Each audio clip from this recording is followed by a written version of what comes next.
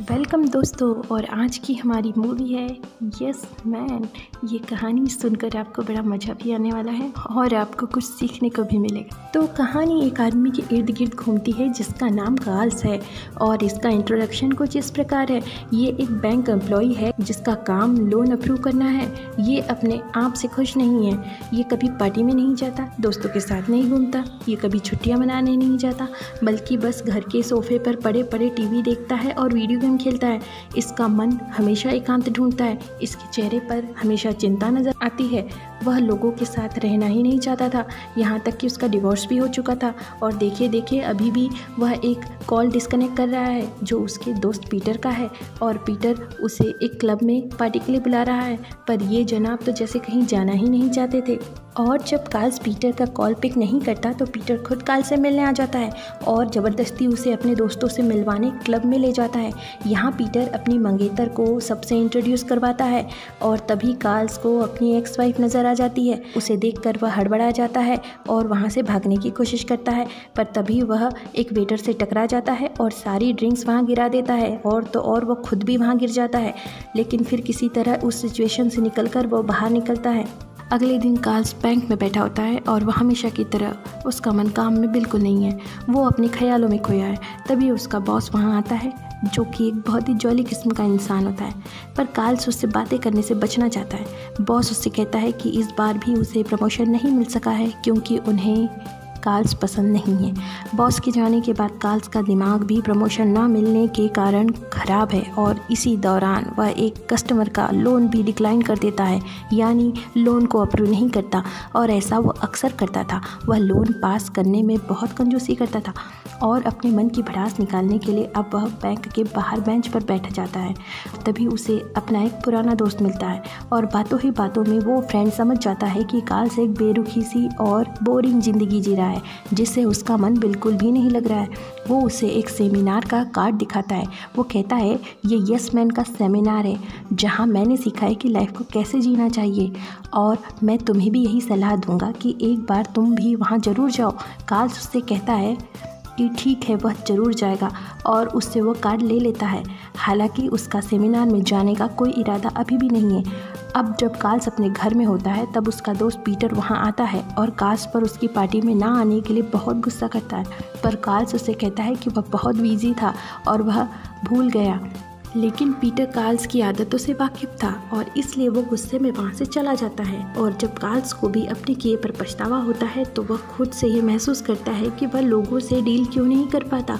तभी उसे yes man का वह कार्ड दिखाई देता है और अब वह डिसाइड करता है कि वह ज़रूर इस सेमिनार में जाएगा। अगले दिन वह सेमिनार में पहुंचता है जहां उसे वही दोस्त नज़र आता है।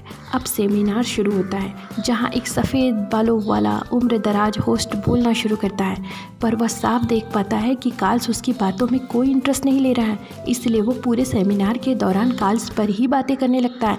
वह कार्ल्स को कहता है कि वो हर काम को नो कहता है, इसलिए दुखी है, इसलिए आज से और अभी से उसे यस कहना चाहिए। और इस बात पर सभी लोग जोर से यस बोलते हैं।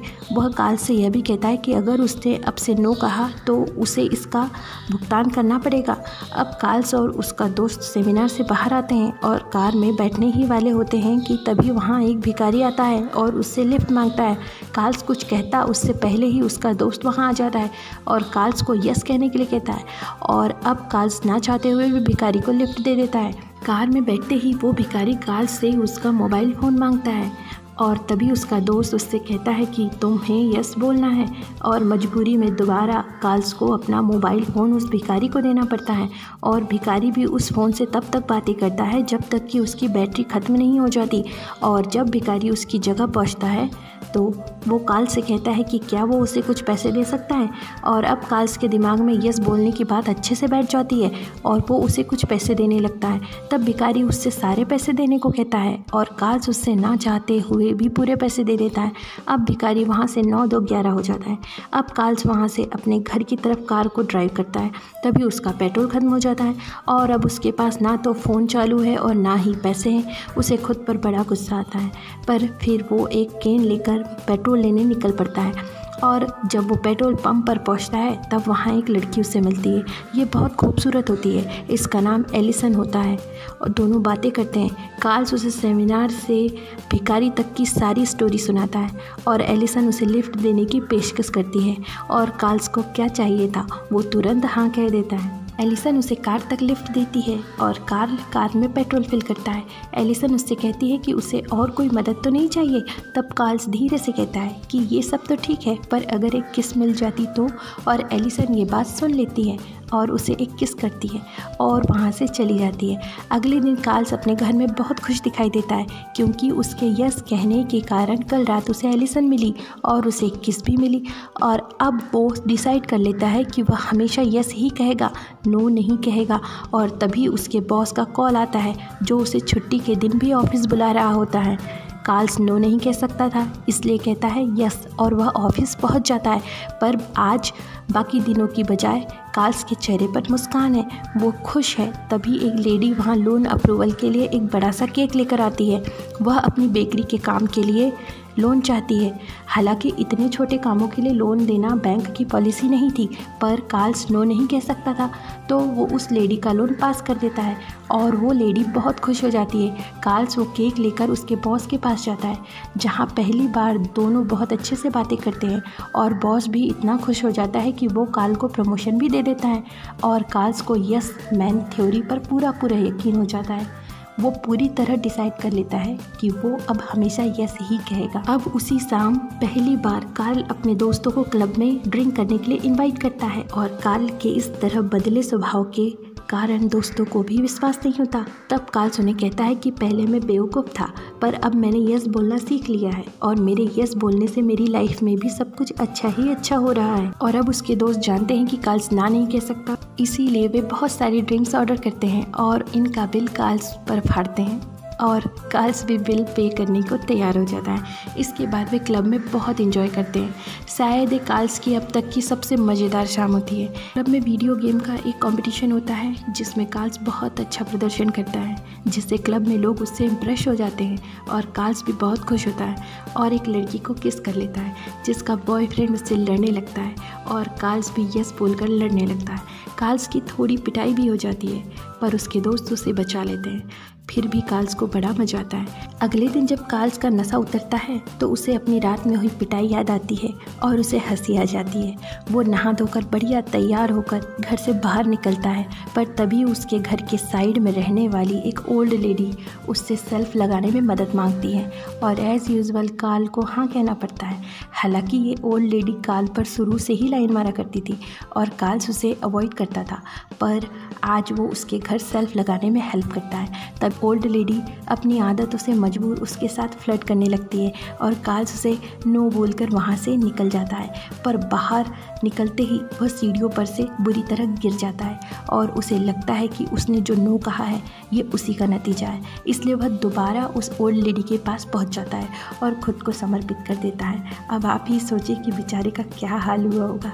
खैर अब आगे बढ़ते हैं और कार्ल्स अपने ऑफिस में अब बहुत पॉजिटिव है। वह अपना सारा काम बड़े मन से करता है। उसका बॉस भी उसके काम से बहुत खुश है और अब वह बैंक में आए कस्टमर्स को भी नो नहीं कहता और बहुत से लोगों का लोन अप्रूव कर देता है और ये सब उसकी यस बोलने की वजह से होता है। साथ ही साथ वो बहुत सारी भाषाएं सीखता है। उसे गिटार बजाने और प्लेन उड़ाने में भी मज़ा आता है। अब कार्ल्स एक बार में ड्रिंक करने के लिए जाता है जहाँ उसे एलिसन मिलती है। ये दोनों आपस में बातें करते हैं जहाँ एलिसन उसे फ़ोटोग्राफी के लिए अगली सुबह इनवाइट करती है और कार्ल्स भी पहली बार सुबह जल्दी उठने के लिए अलार्म सेट करता है। अगली सुबह वह जल्दी उठकर एलिसन के पास जाता है जहाँ वे सभी फ़ोटोग्राफी करते हैं। अब ये दोनों काफ़ी ज़्यादा टाइम साथ में स्पेंड करते हैं और अपने अपने बारे में बातें शेयर करते हैं। एलिसन कहती है कि उसे कुछ भी नया करने वाले लोग बहुत पसंद है, उसे बोरिंग सी ज़िंदगी जीने वाले लोग बिल्कुल अच्छे नहीं लगते। और कार्ल्स जो अब तक के खुद बोरिंग था वो भी कहता है कि हाँ, हमें लाइफ में सब कुछ करना चाहिए क्योंकि लाइफ तो एक ही बार मिलती है। यहाँ हम देखते हैं कि एलिसन कार्ल्स से बहुत इम्प्रेस हो चुकी थी। अब कार्ल्स अपने दोस्त पीटर के साथ एक लड़की से मिलने जाता है जो उसे मैट्रिमोनियल साइट पर मिली थी, पर तभी वहाँ पीटर की मंगेतर आ जाती है। वो कहती है कि उसे कोई भी पार्टी नहीं दे रहा और पीटर कार्ल्स को उसे पार्टी देने के लिए कहता है। वह जानता है कार्ल्स ना नहीं कह सकता और कार्ल्स हमेशा की तरह यस कहता है, जिससे वह बैठी लड़की भी कार्ल्स से इम्प्रेस हो जाती है। इसके बाद एक शाम कार्ल्स एलिसन के साथ बाइक राइड कर रहा होता है और अब ये साफ था कि ये दोनों एक दूसरे को पसंद करने लगे हैं और अब कार्ल्स का हर दिन बड़ा खुशनुमा होता है। वो बैंक में ऑरेंजेस बांटता नज़र आता है। वो बेहद खुश है। अब उसे अपना काम करने में मज़ा आने लगा है। पर तभी उसका बॉस उसके पास आता है और उसे बताता है कि उसे कुछ मिस्टेक हो गई है, शायद इसलिए उसे बड़े ऑफिसर बुला रहे हैं। एक पल के लिए वो कार्ल भी टेंशन में आ जाता है और जब वे उस ऑफिसर के पास पहुंचते हैं तो ऑफिसर उससे कहता है कि तुमने 2 महीने में 561 लोन दिए हैं, वो भी बहुत छोटे छोटे कामों के लिए, बल्कि एक नॉर्मल एम्प्लॉय 2 महीने में सिर्फ 40 लोन देता है। इस बात से बॉस हेड ऑफिसर को सफाई देने लगता है। वो कॉल्स को कवर अप करना चाहता है पर कार्ल के फेस पर स्माइल होती है। वो हेड ऑफिसर भी हंस पड़ता है और कार्ल से कहता है कि बैंक अथॉरिटी उसके काम से बहुत खुश है और जिनको उसने छोटे छोटे लोन बांटे थे वे सभी अपनी EMI भी टाइम से दे रहे हैं और बैंक पर लोगों का भरोसा भी बढ़ गया है, इसलिए बैंक तुम्हें प्रमोशन देना चाहती है। कार्ल सब बहुत ज़्यादा खुश हो जाता है। अगले दिन कार्ल पीटर की मंगेतर को पार्टी के लिए शॉपिंग करने के लिए ले जाता है, जहां उन्हें पता चलता है कि एक आदमी छत से कूदकर अपनी जान देने वाला है।